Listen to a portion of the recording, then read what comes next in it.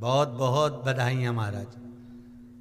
सोमवार की अष्टमी का मतलब आपको इंदौर की कथा में बताया था, जिस दिन शंकर और पार्वती के मिलन का दिवस हो, और केवल एक माता पार्वती के अकेले मिलन का नहीं, 64 योगनियां तक भगवान शंकर से मिलने के लिए आती हैं।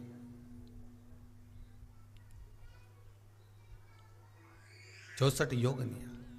कहते हैं भगवान के जितने जितने विवाह हुए थे ना, उमा से, सती से, कात्यायनी, कुष्मांडा, चंद्रघंटा, स्कंदा, ये जितने जितने जितने भगवान के विवाह हुए थे, अनेक अनेक उमा आदि आदि जितनी भी भगवान की जो विमंगल विवाह हुए थे, सारी माता पार्वती के जितने अंश हुए हैं, माता पार्वती के जितने स्वरूप हुए हैं, ये सारे स्वरूप, सारे अंश माता पार्वती के।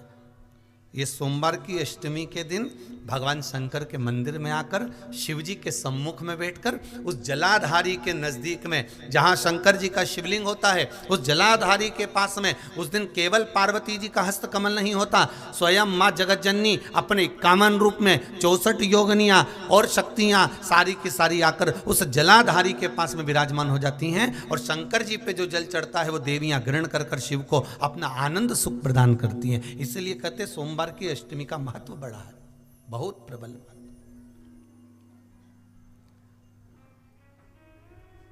अभी 2 पड़ गई हैं, अब बैसाख और ज्येष्ठ में पड़ेगी सोमवार की अष्टमी। उसके बाद में फिर एक और पड़ेगी,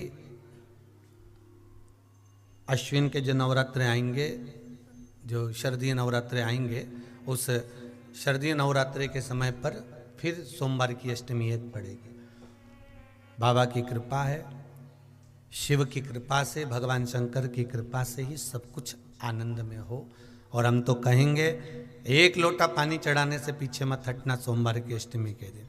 शंकर के मंदिर जरूर जाना, बेलपत्र जरूर चढ़ाना, बाबा से विनय जरूर करना, निवेदन करना, बाबा को पूजन करना, घी का दीप लगाना और बाबा से विनय करना, बाबा मेरी ये मनोकामना है, मैं तो आपके चरणों में समर्पित करने के लिए आई हूं, मेरी ये विनती को स्वीकार कर लो।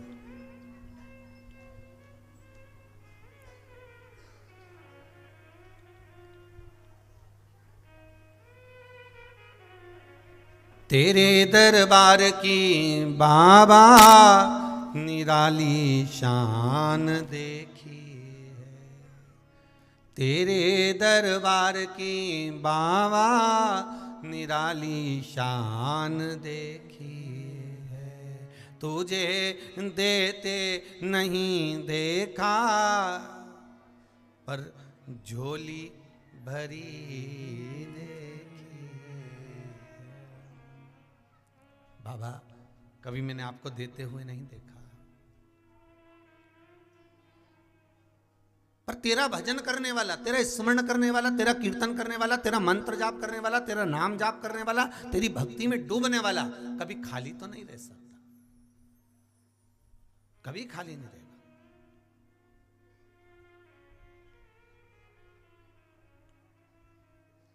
बहुत सरल भाषा